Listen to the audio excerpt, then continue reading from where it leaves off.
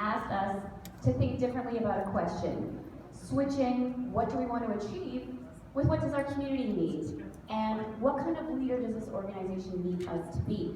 I want you to ask a different question. I want you to ask, what is the leadership, what is the strength that already exists, and how do I tap into it? That's different. It's not about you, it's about your team. So we're going to give an overview of what is strengths, what is the tool, how we use it, and what has been the result. How many of you have heard of Tom Rath and StrengthsFinder 2.0? Great. How many of you are using it? Great. We're going to talk more about that, and we want a dialogue to continue the conversation. So what is a strength? It's a talent times application equals strength. And it begins with you, and it empowers you. It is an approach, but you really got to work it because you've got to apply it, okay? So how do you determine your strengths? It starts with a questionnaire. It sounds extremely bureaucratic, but wait, there's more. In this questionnaire, you identify there's 34 talents, okay? It kind of sounds like Myers-Briggs. I promise you it's better. It's much more holistic. It identifies your top strengths. There's 5 of them. I tried to do the math on, whatever.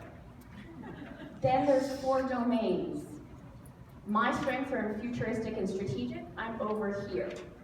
I forget to call my mom. I need to partner with people who value relationships.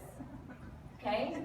It's about how you identify your strengths and you work on your strengths, not your weaknesses. I do need to call my mom, and I need people around me to help remind me of that. Okay, so what happens when you lead from your strengths? How many of you are really good at football? I am not good at football. I am not going to play football. I'm not going to work on that weakness. I'm going to work on my strengths. I like to paint. I'm going to do more of that. It feels good. It's a passion. When you work from your passion, you have more endurance. Okay? You have more endurance, and we need endurance because our work is hard. Our work is hard. We are on the front lines of social justice and change and critical response, and we need to support that passion. That's why people are in our teams and do our work, because they care about our mission. So we've got to tap into that strength in order to propel it forward. It requires a higher level of reflection and awareness. As CEO, you do not have all the answers. You do not have all the talent. Your team has the talent. You've got to own that, you've got to be humble, and you've got to be authentic in those conversations and how you present yourself to be able to start with that very real answer. And when that happens, your team blooms. It really does. And I'm going to pass the mic so you can get started. Okay. When we started doing strength-based leadership with our teams, it became really clear to us that leadership is a privilege and it's not a right. And it's something that we really need to keep that piece in mind. One of the great things about taking strength-based leadership to our teams is that they were able to identify specific strengths and talents within themselves. They were able to ground themselves in those strengths and then apply that directly to the challenges that they were facing in their day-to-day tasks. It also became really clear to us that we need to create space to have conversations to know where staff want to grow. So that leads us to engagement, and this approach really leads to higher levels of engagement within our own teams and with survivors. Leading with strengths filters down to the client-centered services that we provide, and so that we model for survivors that if they lead with their own strengths, that they can transition into their own healing process. So, I'm going to go quickly. So as leaders, we do not create movements. We don't understand that the movements are created by the followers. Therefore, it's not about the leader, it's really about that first follower. We cannot build a movement without a team. So as leaders, we must embrace them and welcome them into the work that we're doing in partnership.